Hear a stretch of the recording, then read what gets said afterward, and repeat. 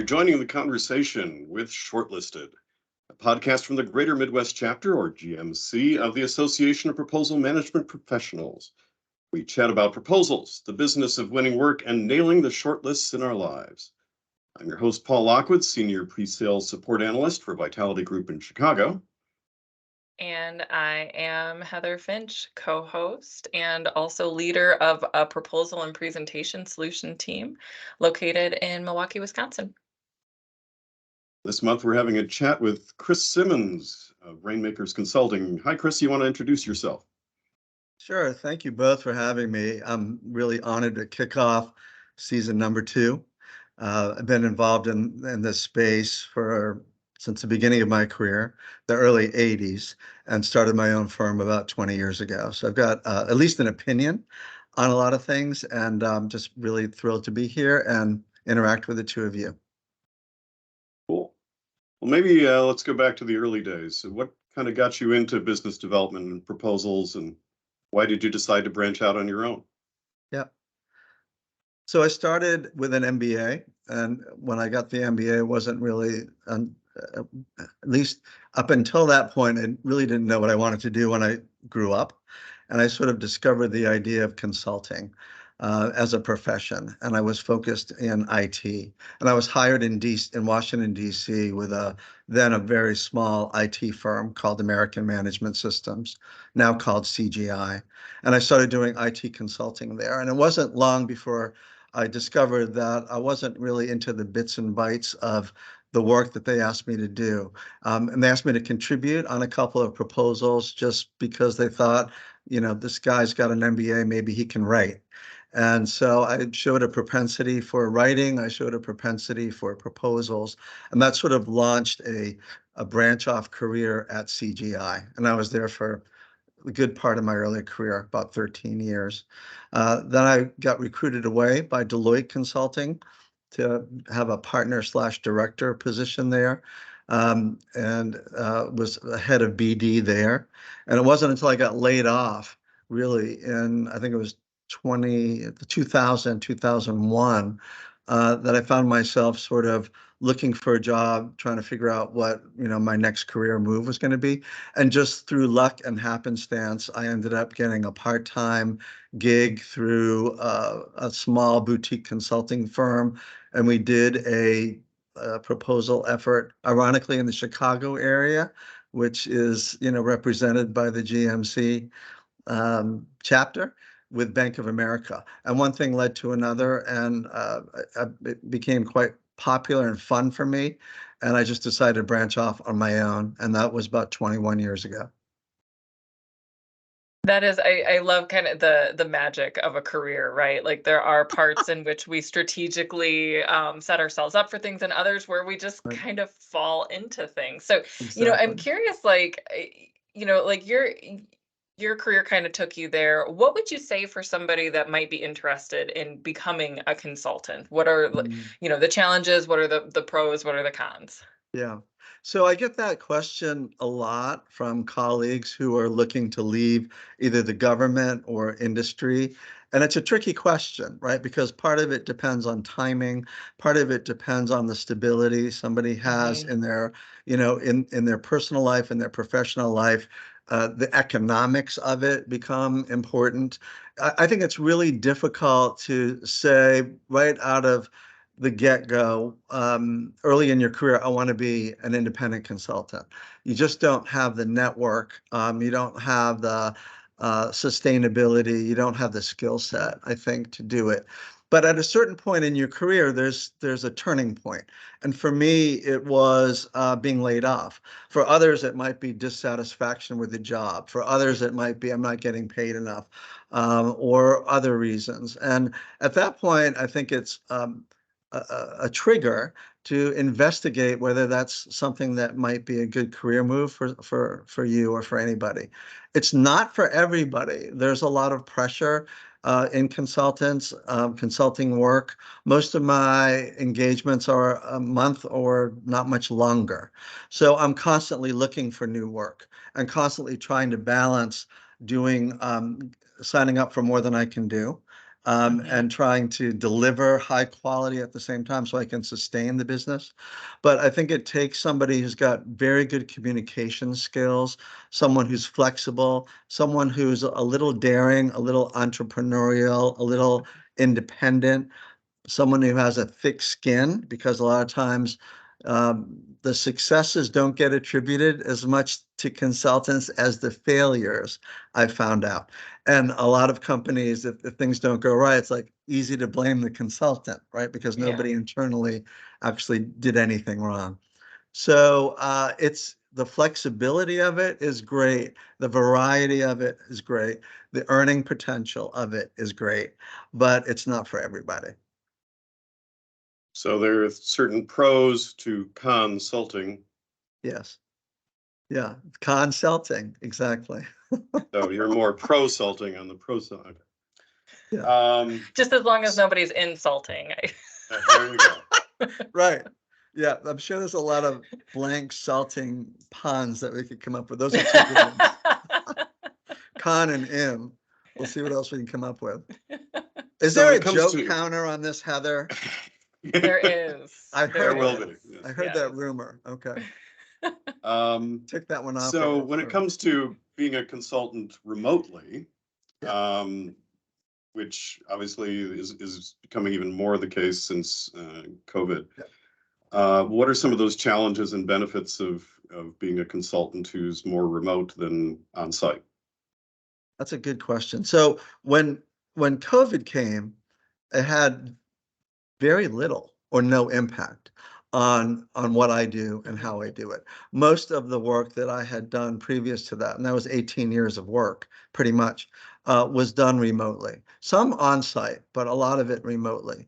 But a lot of customers are either inexperienced with remote work before COVID, or skeptical about it, or thinking that consultants or employees, for that matter, are just going to sort of, goof around, not be productive, not find a good work environment, get distracted, a whole host of things that from an accountability and productivity point of view, they were concerned about. But I think the COVID epidemic, among other things, I think gave companies a experience with how beneficial and how productive employees and consultants can be remotely. I'm a big fan of doing remote work. I'm grateful that COVID came around, and to some extent convinced a lot of my customers who previously wanted on-site work that remote can be very, very effective. And there's, the tools have improved, the video conferencing tools, the document sharing tools.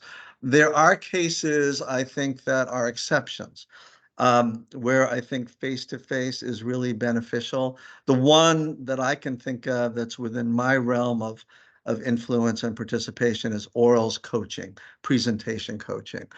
You can do so much this way in video. You can see the person's face. You can't really see their hand gestures very much. You can't see their posture. You can't see their projection. There's aspects of their delivery that you can't really grasp fully. But for the most part, in capture and proposal work, I think a lot of it can be done extraordinarily effectively remotely, without a doubt, in my opinion.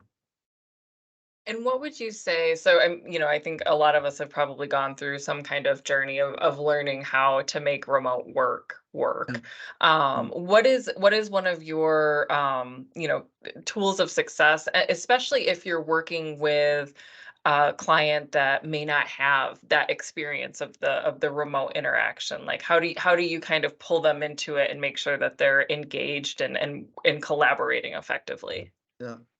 So a lot of times it's just starting with the question, why do you think in-person is better? And a lot of them really struggle with that. Because we have a war room, because people are more productive together. And I point out that, when you get everybody into a room, and sort of sequester them for days, sometimes longer, that can actually be very inefficient. There's a bunch of distractions. There's sidebar conversations. People are working long hours. Sometimes they get sick, right? You can relate to that, Heather. So would I, if I'm doing an orals coach and I've got a cough or I've got a fever, do I want to introduce myself into the war room with a bunch of people, key important people, for a week at the risk of infecting them? So, there are questions that you can raise, I think, that cast some doubts on what have been the misnomers or the fallacies about working remotely. And just, I think the idea of citing some situations where working remotely has been effective, or doing a couple of test runs. So if I'm doing even orals coaching, if we're doing the intro, let me see it, let me hear it, let me comment on it, let's see the interaction. I think people like the idea of having everybody in a room because they think everyone's going to be dedicated and not distracted. And there's a certain reality to that. I think some people work better in that environment. I have one son during COVID that thrived with online schooling. I have another son that found it incredibly challenging, and it didn't work well for him. So everybody's different, and I think you have to work with the dynamics of the team. You have to work with whether they're geographically dispersed anyway, or if they're all in some headquarters and they all have a facility, and not everybody's traveling all over God's creation to get to a place. So it's a dynamic decision. I think that's made based on the opportunity, the team, the scope of work, the duration. I mean, it's complicated. It's never a definitely yes or a definitely no. And there's opinions on both sides. Yeah, for sure. Yeah, the in-person, they don't want to see rainmakers come storming in. Right. Here I am to save the day with my Superman cape. Well, at least your conversation will always be enlightening if it's Rainmakers. Okay. Anyhow, how did you come up with the name of Rainmakers Consulting? Was it because of wasn't there an old movie with Burt Lancaster or something, The Rainmaker? My previous employer, Deloitte Consulting, when I was laid off, one of the, it was a surprise, by the way, it was utter shock. It was one of the more shocking professional things that happened to me. And one of the things that they said, which really resonated with me, is like, Chris, you're a great guy, you're good at business development, you're a great communicator, but you're not a rainmaker. You're not a rainmaker. You can't just drum up business out of nowhere. You don't have an extensive Rolodex. If I want to meet with the CEO of this company or this agency, you can't get me in there today. And I said, you're right. I'm not a rainmaker. And so after being laid off and jumping around for a while from small company to small company and getting laid off again, and one company went out of business, I just had this, I don't know if it was a dream or if it was just at the beginning of waking up, but it just sort of occurred to me that I need to start my own company. And this idea of Rainmakers came into my mind. And when I incorporated in DC, it wasn't available in the correct spelling. So I had to end it in a Z.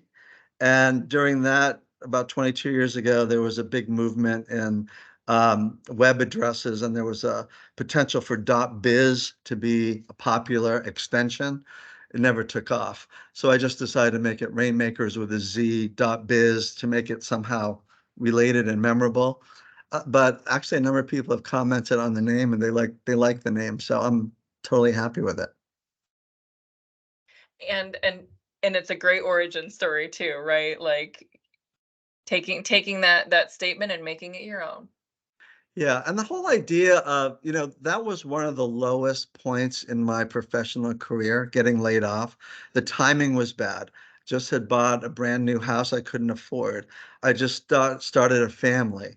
My wife wasn't working, and there was a lot of financial pressure. And I was making really good money at Deloitte. And then all of a sudden, I found myself contemplating unemployment insurance and trying to figure out, what am I going to go and where am I going to do, and how can this be a good thing? And it took 2 or 3 years for me to get to the point where I realized that it was a blessing in disguise. It was really the silver lining in the cloud. And I'm hoping that for some people who might be at a difficult time in their career right now, to sort of keep the faith a little bit, because if you stay at it, be creative, work hard, something good's going to turn out of something bad. I really believe in that. Yeah, I think it is an inspiring story to tell, and also that reminder that we all go through tough times, Mhm. and it's okay to kind of have a moment with it, Right. and but then to say, I'm gonna find a way through this, and I do, looking back at my own career, some of those the hardest times and those difficult transitions were the ones that turned out the best. Mhm. Yeah, that's And a good point. if nothing else, you learn something from it, but it makes you more resilient and able to persevere through the future tough times, because they unfortunately tend to show up again and again. Exactly right. Yep, very good points. Yeah. Do you have a particular kind of client that you typically work with? Are you more on the commercial side or the government side or both? All of my clients, well, let's say 99% of them are commercial clients. I have done some direct work for a few agencies, but very, very little, and not recently. In the 21 years that we've been in business, we've done work for, I keep track to the number, it's 232. So we've done work with 232 customers, which is about 10 new customers a year, which is, almost one a month. So that's significant. Most of them are small and medium-sized businesses that you've never heard of. About 25%, let's say 50 or maybe 60 of them are large household name companies. And I was looking at the list lately, and it's from A to Z. It's like it's AT&T and Accenture and Bell Atlantic and Blue Cross Blue Shield and Capgemini and Dell Wait, can and you say them all in alphabetical order? That's no, no. But a I mean, there's no I. I don't think there's a W or a U, but there's Verizon, there's Xerox, there's no Z, but there is a fair number. But a lot of the bigger companies tend to do, this work internally, or they've got established relationships with bigger firms than our firm. I mean, our firm is mostly a me, myself, and I company. Our high watermark in terms of revenue a few years back was 1.3 million.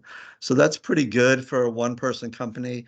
But that year, I had 10 or 15 1099 consultants, and some worked for a week or a day, and some worked for 4 or 5 months. And so in any given year, we have, anywhere from 6 to 15 customers and 5 or 6 to 15 1099s. And I'm at the point now in my career, and Paul and I were talking about, I was talking about my advanced age, and Paul was talking about how young he is compared to me. But I'm at the point in my career right now where I'm happy with steady state. I'm not interested in promoting the company. I'm not interested in growing the company significantly. I'm not interested in selling the company because there's no value to the company and I have no infrastructure. I have people I've done business with and I have consultants I've done business with. But so I'm happy to keep doing what I'm doing, have fun with it, be selective about my clients, be selective about my consultants, and do it for the next 4 or 5 years. And then once the college tuitions are paid off and the alimony is paid off, then we'll see about moving to Chicago or Florida. We'll see.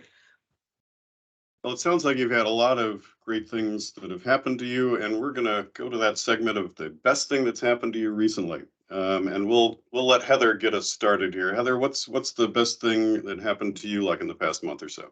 Well, so I know usually I tend to keep things more work just because that's where my head is at a lot of the time. But this one, I do have a personal one to share. This weekend I got to visit an old friend of mine in the Bay Area, so we had a fantastic time. I got to get to know her and her husband and her son a little bit better. Spent quality time with her. We've known each other for over 20 years, which, once you start talking those double decades, you start feeling the age catch up. On the flip side, I will say, as Chris was alluding to, I did take back a little bit of COVID with me. So I just tested positive for that this afternoon, and have that to look forward to as I can feel it progressing even throughout this recording. Oh dear. Well, so you went to the Bay Area, but you couldn't keep that at bay, in other words. Okay. I just wanted to clarify that, of course. Right. I may Well, have I- COVID, but I can still laugh. So at least I've got that going for me. There you go. First thing that's happened to you recently. So the last month is a good question. A couple things come to mind, mostly on the personal side, like Heather mentioned. Both of my sons are in college, and neither one of them has been terribly academically focused. They've been more socially focused. They've been more sports oriented. Anything but studious, I would say. I think they have the brain power, but they didn't have the GPA to go along with it. And for some wacky reason, my son, junior year, decided to get his best semester academically. I think he ended up with a 3.6 GPA, and he's at a place called Salisbury. The other one's at the University of South Carolina, and he actually got a 4.0. Which is extraordinary. I got a letter from the president of the university congratulating me on my son's academic achievement. And that is a major highlight for me. I couldn't be prouder of both boys, and that was just a treat. Another one that comes to mind is I just took my first all-inclusive resort trip to the Dominican Republic. I'd never been there before, never tried the idea of an all-inclusive, got away for a week. First time I ever didn't take my laptop on a vacation in 20 some odd years. And I don't know if it's because you can do everything from a phone. I'm not gonna admit to that. There are some things you can do on a phone, but I did not take my laptop, and I was really proud and happy about that. How about you, But Paul? you may have had your phone on your laptop. Right. But congratulations on both those. I mean, the Thank you. achievements of your son and all your sons, and then also your own achievement in saying, like, I am actually going to take a vacation to, 80%, 90%. Well, I know some of your podcasts, at least one that I heard, was focused on sort of this recurring theme during the holidays when the federal government decides they're going to take vacation, but they're going to issue an RFP. And it happens invariably. And it's Thanksgiving, it's Christmas, it's New Year's, it's the 4th of July. For this year, some reason it didn't happen, but that's a tough, challenging part of this profession that people have to either figure out how to resolve or just get over it and take vacations at different times. And that's just the way it is. There's no escaping it. So I'll take my turn and say that it actually starts with some sad news. It's the unexpected passing back in early January of our dear calico cat that we have had, my wife and I have had for almost 13 and a half years. And we were heartbroken. Our condo really felt very empty, especially for my wife on days when I would go into downtown Chicago to the office and not get back until late. Yeah. But over this past weekend, after seeing in the paper an older cat described, we decided to make an appointment to go visit, see if we could reopen our hearts. And actually, the cat we saw in the paper wasn't really interested in us.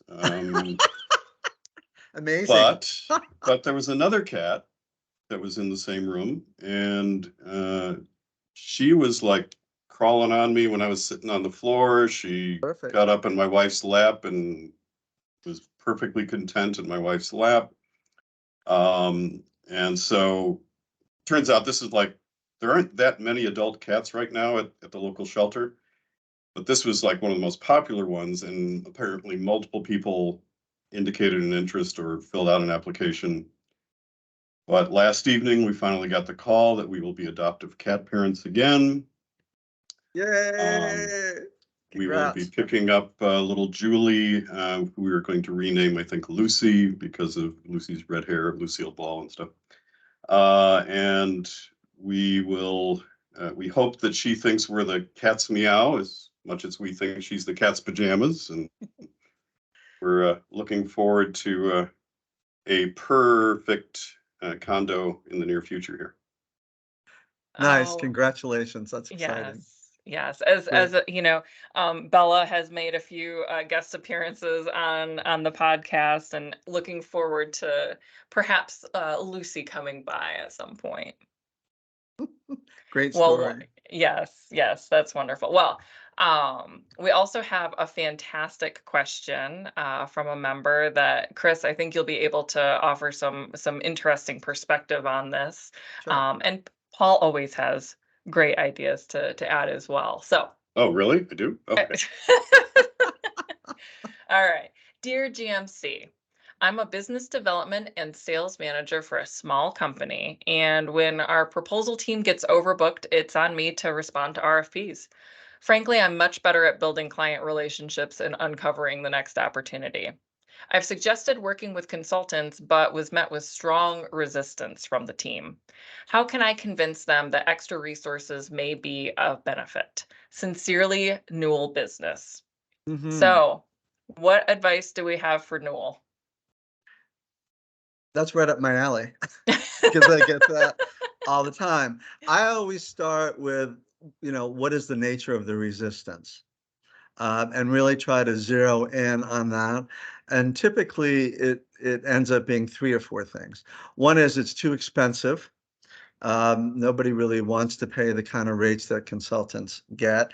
And if you do the math, it could literally be tens of thousands of dollars if you want somebody there on day one and to see the thing, through the finish line. But there are mitigating strategies to that. And I think the value of most consultants in the proposal industry are somewhere between $100 an hour and $200 an hour. And if you think about that in comparison to what you might pay a lawyer or a doctor, and the upside potential here is tens of thousands or millions of dollars that you might not otherwise secure, then that argument is easy to make. The other one, besides being too expensive, is it takes too long. I just don't know the industry. I don't know where to start. And if you do some homework before and you zero in on a number of companies, and they're not hard to find, and you interview them, you give them a what if scenario. If I need a proposal manager next week, what would that look like? What kind of skills would they have? What kind of rate would they have? If you structure opportunities and buy in small chunks, I need help with an outline. Okay, it's 3 or 4 hours, or analyzing an RFP, or I need help developing themes, or I need help reviewing my first draft. You can start by getting sort of a preview of what a consultant can and cannot do. Dip your toe in the pool before you dive in, I would say. The other objections tend to be, are they going to be a good cultural fit? We've got a unique culture, or we've got a secret sauce we don't want anybody to know about. And what I found in my experience is most companies think they have a secret sauce, but they really don't. They just call it something different than someone else's secret sauce, but the ingredients are pretty much the same. And consultants are, I think, extraordinarily good about protecting trade secrets. I mean, you want to obviously execute the requisite NDAs, and you want to interview them, and you want your team to interview them to make sure they're a good fit. And if you give them some scenarios like, what do you know about this, or what kind of materials do you have about that? If they say, oh yeah, I've got this great project plan from Accenture that I'll share, then that's someone you don't want to hire, because that's really sending a signal that they're willing to share Accenture stuff with you, then they're going to be just as willing to share your stuff with someone else. And quite honestly, I've not seen in my career a lot of proprietary sharing in the consulting world. I've seen more sharing from employees within organizations. It's been shocking, honestly. I've seen things that they actually have the logo of the company they used to work for in an artifact that they're sharing with a proposal team. And I keep my mouth shut, but I just, can't. So those are the 3 or 4 things that are typically the areas of resistance. And I've written about it extensively. I've presented about it extensively. There's articles on my website about that. And of course, I'd be happy to talk to that person and see, what we could, I don't know if that's a real person or a fictitious person, but it's a common question and a common set of challenges. Yeah. Yeah, I know. And there was an opportunity that came through to a company that I worked for that was in the federal space, and we didn't do federal RFPs. We didn't do federal business. And I mean, I also had to finally admit, like, this is even out of my wheelhouse. I'm not sure that I feel super comfortable responding to this and not knowing a lot of this. So we worked with a consultant, and it was a blessing because the consultant came in and called out, some things that we wouldn't have contractually been able to administer. And so instead of wasting, thousands of hours and dollars responding to an RFP that we wouldn't have been able to execute on, we saved the time, the money, the resources, and prevented that risk. So it was a big benefit there. Yeah. No, that's a really good point. A lot of people don't think about. They think a consultant is going to be there to try to expand the scope and to try to make as much money as they can. But a real value can be, this is a no bid, and this is why it's a no bid. And you want that. You want to get to that point. And then you can build some trust within a consultant. You can save a lot of time and effort. There's a lot of companies chase after business that they have no business chasing after. Yeah. You can use that quote, Paul, if you want. When we talk about expand the scope, the only time I look at expanding the scope is when I get a larger bottle of the mouthwash. That's about it. That's about the only time. We need a drum roll. We need a boom boom thing to keep the audience here. Okay. My reaction to this question is just to think of what's your wheelhouse, what's your skill set. Writing a well-organized, persuasive proposal or responding to an RFP, that's a skill. Not everybody has that skill. And the person who is submitting this question, their strengths are in different areas.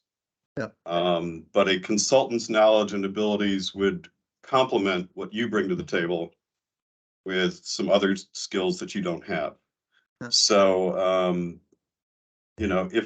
if the resistance that's being sensed is they're worried about their jobs, that, what's job security here, that, somehow the consultant is going to basically take away what you do. That's not the case. How about you get a chance to focus on things that you can fit on your plate? And when you've got over that ability to fit it on the plate, get some help. Yeah, I think that's a good point. Reminds me of an old business book. I think it was called In Search of Excellence. And the concept was stick to your knitting in business.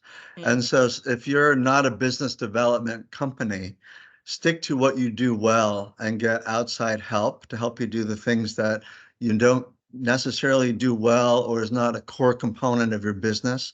And Accenture is actually a very good example of this, where I don't know if they still do it, but for a number of years, they totally outsourced their entire proposal effort. The management of it, the writing of it, the reviewing of it, the editing, the desktop publishing, all aspects of it. They provided subject matter expertise, sort of as the core kernels or nuggets of information to develop a proposal around, but they outsourced everything, and they were quite successful doing that. And I know some companies that do that, but not as high profile as Accenture, and not to the extent that they did. I mean, it was soup to nuts, and it was successful.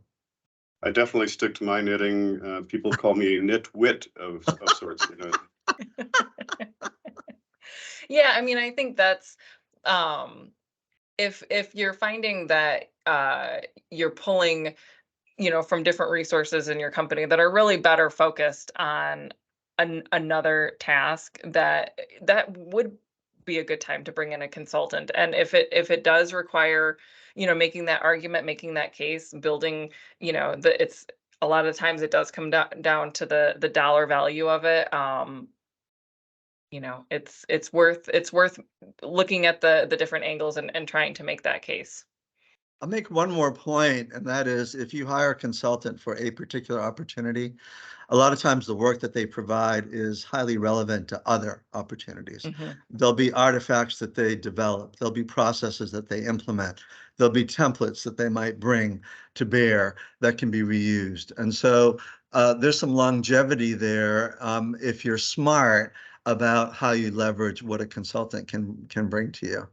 And if you're a good consultant, you want to point that out, you want to highlight that, and you want to focus on that. You want to write yourself out of a job if you can, and move on to something else that's, equally fun or more fun. Well, for our viewers and listeners, we hope you've enjoyed this episode of Shortlisted and that you'll join us next month. And just a quick disclaimer and reminder, the advice offered in this podcast is intended for informational and entertainment purposes only. Use of this podcast is not intended to replace or substitute any financial, medical, legal, or other professional advice. This podcast, its hosts, and APMP GMC are not responsible for the outcome or results following any advice in any given situation. You and only you are completely responsible for your actions. Thanks, Heather. Thank you, Paul. Thank you, Heather. This is a treat, a lot of fun. Heather, I hope you feel better. Thank you, Chris. I appreciate it. Okay. And if we're now on your final list of podcast favorites, we'd love to hear from you. Email our producer, Katie Stutzman, at kstutzman@gmcapmp.org. To all those winning business out there, on behalf of me, Heather, our special guest, Chris, and all of us in the Greater Midwest chapter, we'll GMC you next time on Shortlisted. Thank you.